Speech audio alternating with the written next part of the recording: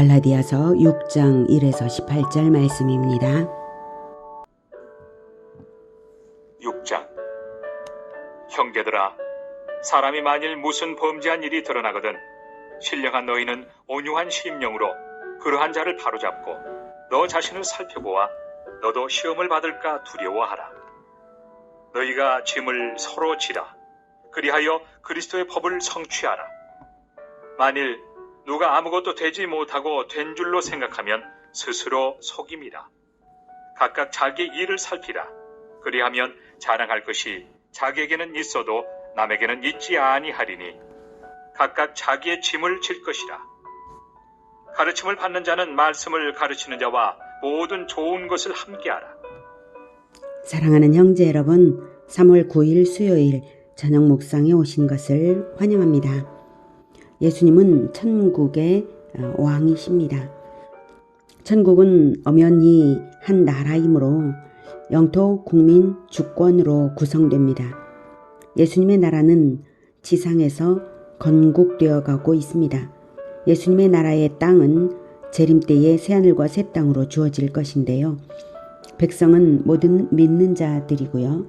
왕이신 예수님은 육신으로는 함께 계시지 않지만 성령으로 모든 믿는 자들과 함께 계셔서 그리스도의 법으로 가르치며 인도하십니다.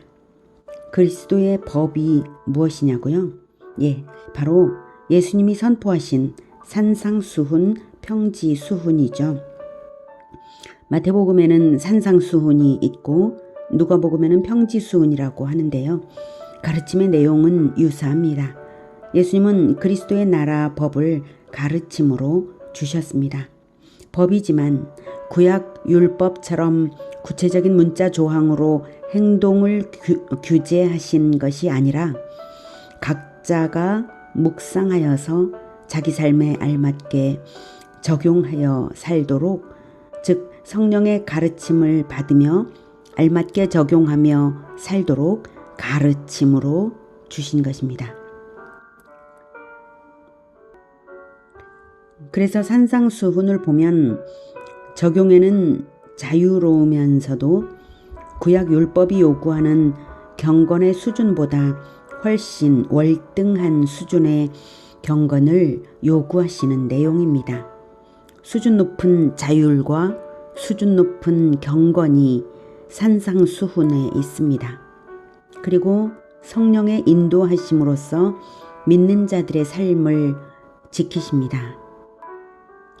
수준 높은 자율과 수준 높은 경건, 이것이 너무나 지혜롭고 합당한 이유는 예수님의 십자가 이후 온 세계 열방에 복음을 대량적으로 퍼뜨리시는데요. 온 세계 열방의 문화가 제각각이라서 구약 율법의 문자적 조항으로 그런 모든 사회들을 제한하며 하나님을 알게 할 수 없기 때문입니다. 그래서 세계 모든 문화와 사회 속으로 복음이 들어갈 수 있도록 구약의 율법은 철폐하시고 복음을 자유롭게 하신 것입니다. 그것이 예수님 십자가 운명의 순간에 하나님께서 성소의 휘장을 찢으신 사건으로 단적으로 나타내셨습니다. 그리고 주후 70년에 예루살렘 성전의 완전한 파괴와 그 후 결코 지상 성전을 회복시키지 못하게 묶어두신 것으로서 제사법의 완전한 철폐를 나타내고 계신 것입니다. 제사법과 함께 파생된 의식법들은 모두 철폐되었습니다. 다만 그 율법에 내포된 진리는 살아서 그대로 예수님의 공생애와 십자가에 반영되어 있습니다. 시민법은 예수님의 산상수훈에 녹아 있습니다. 그래서 예수님은 율법을 완성시키신 것입니다. 그러므로 쉽게 말해서 예수님의 산상수훈, 평지수훈을 지키면서 모든 민족 제자화를 위하여 예수님처럼 살면 되는 것이고, 구약의 율법에는 전혀 얽매일 필요가 없는 것입니다. 사도 바울은 그것을 갈라디아 교회에 가르쳤는데요. 바울이 떠난 이후에 율법주의자들이 갈라디아 교인들을 현혹해서 할례를 받아야 구원이 있다고 가르치며 율법주의에 경도되게 했습니다. 그래서 바울이 갈라디아서 편지로서 가르치기를 율법은 구원을 주지 못하고 다만 그리스도께로 인도하는 역할을 할 뿐이며 그리스도가 오시기까지만 유효한 것이라고 했습니다. 그러므로 할례를 받으면 그리스도에게서 끊어지고 은혜에서 떨어진 것이라고 했죠. 율법을 지킴으로써 구원받고자 하는 퇴행이 일어난 것이니까요. 이미 구원받은 사람이니 은혜에 감격하고 은혜를 갚기 위해 살아가면 될 것을 자기가 구원받은 것을 잊어버리고는 구원을 위하여 율법을 지키려고 하는 것이 얼마나 어리석으냐 했습니다. 이제 6장은 마지막으로 구원받은 자들이 어떻게 살아가야 할지 권면하며 마지막으로 가르침을 마무리합니다. 1절부터 형제들아 사람이 만일 무슨 범죄한 일이 드러나거든 신령한 너희는 온유한 심령으로 그러한 자를 바로잡고 너 자신을 살펴보아 너도 시험을 받을까 두려워하라. 너희가 짐을 서로 지라. 그리하여 그리스도의 법을 성취하라. 만일 누가 아무것도 되지 못하고 된 줄로 생각하면 스스로 속임이라. 율법주의자들은 누군가의 범죄를 발견하면 비판을 합니다. 마치 자기는 온전한 자인 것처럼 하는데요. 그런 자들은 사실 아무것도 되지 못하고 된 줄로 생각하는 사람이므로 스스로 속이는 것입니다. 그러나 예수의 사람들은 예수의 은혜로 구원을 받았으므로 자기 자신도 예수님을 본받아 죄인 구원을 위해 생명을 내놓는 사랑의 본을 따릅니다. 예수의 사람들은 예수님께 완전히 감화된 사람들입니다. 그래서 온유한 심령으로 그러한 범죄자를 바로잡고 자신 역시 연약한 자일 뿐이므로 자신을 살펴보아 시험을 받을까 두려워하는 근신의 마음을 가지는 것입니다. 그것이 예수의 사람들입니다. 구원받은 자들도 다 연약하기는 마찬가지인데 그래도 그리스도의 법을 성취할 길이 있다면 바로 짐을 서로 지는 것입니다. 즉 더 연약한 자의 짐을 자기가 져주는 일입니다. 연약하여 범죄했지만 그 범죄로 인하여 받는 고통을 내가 져주는 일입니다. 더 죄짓기 쉬운 자에게 긍휼을 베푸는 것이죠. 예수님처럼요. 그렇게 할 때 법을 지키는 것입니다. 그리스도의 법을요. 구약 율법이 아니라 그리스도의 법을 지키는 것입니다. 율법주의자들이 하도 율법을 지키라고 하니까 지금 바울이 이렇게 말하는 것입니다. 이렇게 구약 율법은 사람을 정죄하게 하지만 그리스도의 법은 사람을 구원하게 합니다. 4, 5절 각각 자기의 일을 살피라. 그리하면 자랑할 것이 자기에게는 있어도 남에게는 있지 아니하리니 각각 자기의 짐을 질 것이라. 네, 각각 자기의 경건을 살피고 스스로 책임지라는 것입니다. 자신의 경건을요. 설령 자기 스스로의 경건에 대하여 혹 자랑스러운 점이 있을지라도 그것은 내면적인 것이지 남에게 자랑할 것은 못 된다는 것입니다. 왜냐하면 경건을 점검하는 기준은 예수 그리스도이기 때문에 애초에 그리스도 앞에서 자고할 근거가 근원적으로 하나도 없는 것인데요. 그리스도를 붙쫓아 살아가는 그 측면을 살펴서 전보다 나의 예전보다 지금이 더 나아졌다면 스스로 자기를 격려할 수는 있는 것입니다. 하지만 그것을 남에게 자랑한다는 것은 우스운 일이죠. 그런 것은 이미 타인을 기준 삼아서 비교하는 행위가 될 뿐이니까요. 율법주의자들처럼요. 각자가 예수님을 표대 삼아서 자기 내면을 살피고 자기의 경건을 책임지는 것만 필요할 뿐입니다. 6절 가르침을 받는 자는 말씀을 가르치는 자와 모든 좋은 것을 함께하라. 구원받은 그리스도인들에게 좋은 것을 공급하는 자는 예수님 다음으로는 말씀을 가르치는 자입니다. 말씀을 가르침받지 않으면 어떻게 자기의 경건을 이룰 자원을 얻겠습니까? 그러므로 가르침을 받는 자는 말씀을 가르치는 자와 모든 좋은 것을 함께하라는 권면대로 아름다운 말씀 교제를 함께하고 또한 자기가 누리는 생활 자원들을 함께 나누어야 마땅합니다.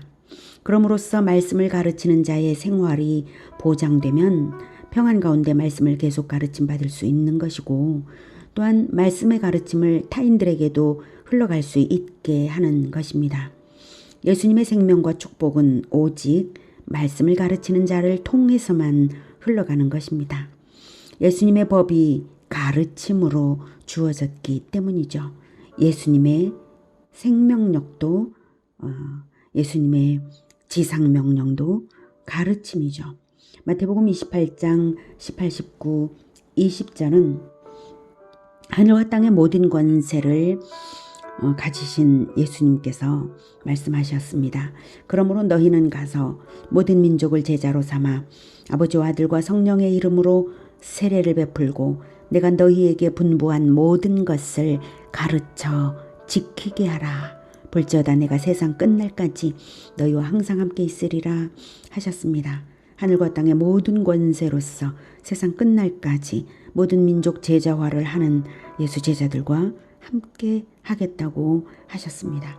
이렇듯 예수님의 가르침에 하늘과 땅의 모든 권세가 입혀져 있으니 말씀을 가르치는 자와 모든 좋은 것을 함께함으로써 성령을 위하여 영원한 것을 거두기 위해서 심는 것입니다. 그것이.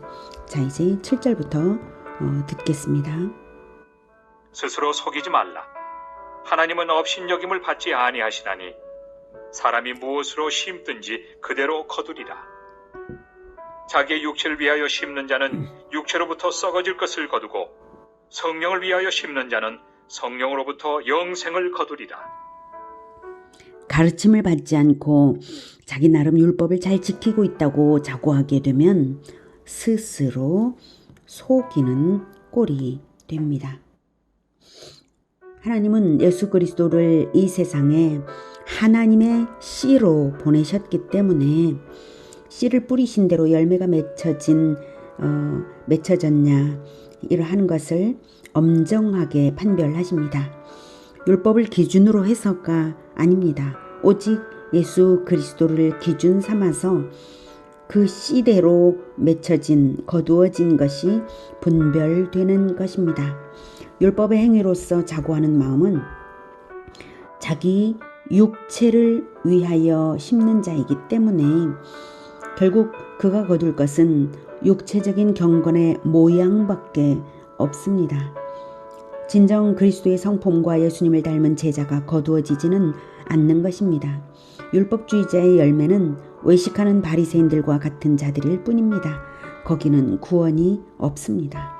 진정 성령을 위하여 심는 것으로서 영생을 거두는 것은 가르침을 귀히 여기고 부지런히 가르치는 바로 그것으로서 되는 것입니다. 그러므로 가르침을 받는 자는 말씀을 가르치는 자와 모든 좋은 것을 함께 하라고 한 것입니다. 9절부터 듣겠습니다. 우리가 선을 행하되 낙심하지 말지니 포기하지 아니하면 때가 이름에 거두리라. 그러므로 우리는 기회에 있는 대로 모든 이에게 착한 일을 하되 더욱 믿음의 가정들에게 할지니라. 우리는 거둘 것을 목표로 해서 선을 행합니다. 영원한 것을 거두기 위해서 심음으로 영원한 것을 위해서 심음으로 낙심해서는 안 됩니다. 영원한 것을 거두기 위해서 행하는 선이 무엇이겠습니까? 바로 예수님의 가르침을 전해주는 것입니다. 모든 선행은 예수님의 가르침이 함께 작용해서 영원한 열매를 거두는 것입니다. 그러므로 더욱 믿음의 가정들에게 착한 일을 하는 이유가 그것입니다. 믿음의 가정들은 예수님의 가르침을 나누는 공동체이기 때문에 서로 착한 일을 통하여 예수님을 배우는 것이 상승되기 때문입니다. 가장 좋은 착한 일은 예수님의 가르침을 전해주는 바로 그것입니다. 그러므로 기회 있는 대로 기회 있는 대로 모든 이에게 전도의 착한 일을 해야 합니다. 11절. 내 손으로 너희에게 이렇게 큰 글자로 쓴 것을 보라. 이제까지 대필자를 통해서 편지를 썼는데요. 다른 서신서들도 바울은 대필자를 통해서 쓴 것은 아마도 바울이 많은 전도 여행을 하면서 시력에 손상을 입었다고 추측이 됩니다. 이렇게 대필자를 통해서 편지를 쓸지라도 마지막 부분에서는 자기가 직접 서명 차원에서 짧은 메시지를 아주 크게 썼어요. 그래서 주제를 강조하면서 본인의 편지라는 것을 확인시키는 것입니다. 12절. 무릇 육체의 모양을 내려 하는 자들이 억지로 너희에게 할례를 받게 함은 그들이 그리스도의 십자가로 말미암아 박해를 면하리 함뿐이라. 그리스도의 십자가를 전하면 유대인들에게 박해를 받으니까 율법주의자들은 예수를 믿는다 하면서도 박해를 면하기 위해 할례를 받게 하는 것입니다. 율법주의자들은 육체의 모양으로 구원받은 채를 하자는 속임수를 제공하는 것이죠. 13절. 할례를 받은 그들이라도 스스로 율법은 지키지 아니하고 너희에게 할례를 받게 하려 하는 것은 그들이 너희의 육체로 자랑하려 함이라. 율법주의자들이 율법을 잘 지키는 것도 아닙니다. 그러면서도 할례를 받으라고 하는 것은 유대주의적인 겉멋을 추구하는 것일 뿐이죠. 외식하는 바리새인들과도 같습니다. 14절. 그러나 내게는 우리 주 예수 그리스도의 십자가 외에 결코 자랑할 것이 없으니 그리스도로 말미암아 세상이 나를 대하여 십자가에 못 박히고 내가 또한 세상을 대하여 그러하니라. 바울은 자기의 죄를 대속하기 위해 십자가에 죽으신 예수님 때문에 구원받았으므로 그 구원이 너무나 귀해서 이제는 자기에게 자랑할 것이 예수님의 십자가밖에 없었고요. 오직 복음만을 전하기 위해 사노라는 것입니다.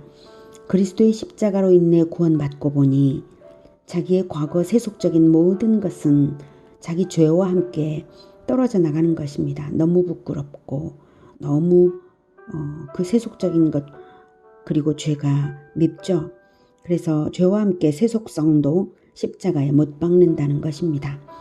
세상이 나를 십자가에 못 박을지라도 기꺼이 받겠다는 것입니다. 아니 이미 받고 있다는 것입니다.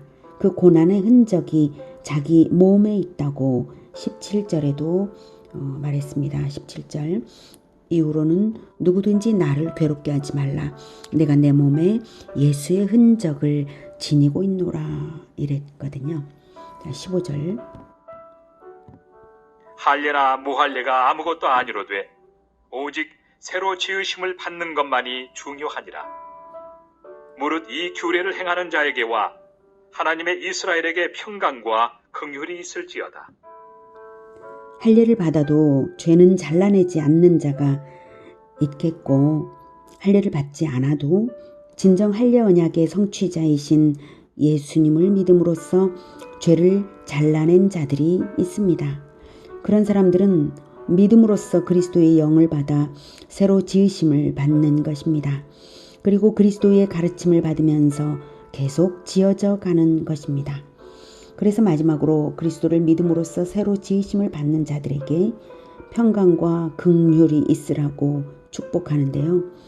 믿음으로써 지으심을 받는 기본 진리를 배우는 자들을 이 규례를 행하는 자라고 말했습니다. 율법주의자들이 하도 규례를 행하라고 하니까 진정 생명을 주는 규례가 그리스도의 가르침을 받는 것이다 라는 의미로 그렇게 말했습니다. 하나님의 이스라엘은 할례 및 혈통과 무관하게 믿음으로써 하나님의 자녀가 된 믿는 자들을 말합니다. 율법주의자들이 하도 혈통적인 이스라엘을 강조하니까, 그리고 율법적인 이스라엘을 강조하니까 이렇게 말하는 것이죠. 17절. 이후로는 누구든지 나를 괴롭게 하지 말라. 내가 내 몸에 예수의 흔적을 지니고 있노라. 갈라디아 지방은 바울의 전도 여정에서 가장 큰 고통을 많이 안겨준 지방입니다. 그런 터에 바울을 가장 괴롭히는 두 가지 문제, 즉 바울의 사도권 시비와 할례 시행 논쟁이 더 약이 되어서 지금까지 갈라디아서를 통해서 바울은 그 괴로운 문제에 대해서 충분한 답변을 했습니다. 그러니 이제 더 이상 바울을 괴롭게 하지 말라는 것이죠. 내가 내 몸에 예수의 흔적을 지니고 있노라. 할례가 아니라 진정한 예수 제자의 흔적으로서 고난당한 흔적을 바울은 몸에 무수히도 가지고 있는 것입니다. 그것 자체가 사도로서의 자격을 보여주는 것이며, 그 고난의 흔적이 할례보다도 더욱 십자가를 증거하며 생명의 주 예수를 닮은 증거이니 더 말해 무엇하겠습니까? 18절. 형제들아, 우리 주 예수 그리스도의 은혜가 너희 심령에 있을지어다. 아멘. 진정 심령에 그리스도의 은혜로 충만하면 율법주의에 현혹되지 않습니다. 그리스도께 감동되어서 그리스도와 연합되어서 기꺼이 십자가를 집니다. 그것으로 충분한 것입니다. 우리 주 예수 그리스도의 은혜가 우리 모두의 심령에 충만하여서 예수님과 연합된 흔적들이 많이 나타나는 우리 모두의 삶이 되기를 축복합니다.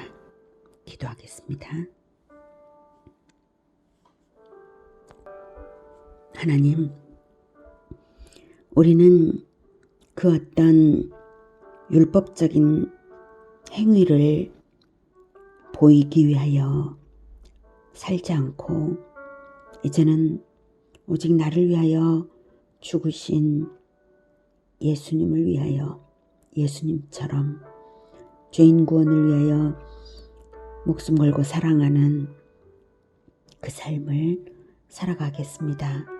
주님, 우리의 마음에 늘 감동으로 계셔 주시고 주님을 따르는 흔적이 우리의 삶에 늘 나타나게 하여 주시옵소서. 오직 예수님을 따르는 고난으로서 주님과 연합되는 그것으로서 하나님 앞에 하나님께 영광을 올려드려서 기뻐하는 우리 모두가 되게 도와주시옵소서. 예수님의 이름으로 기도드립니다. 아멘. 이어지는 시간은 개인 기도 시간입니다.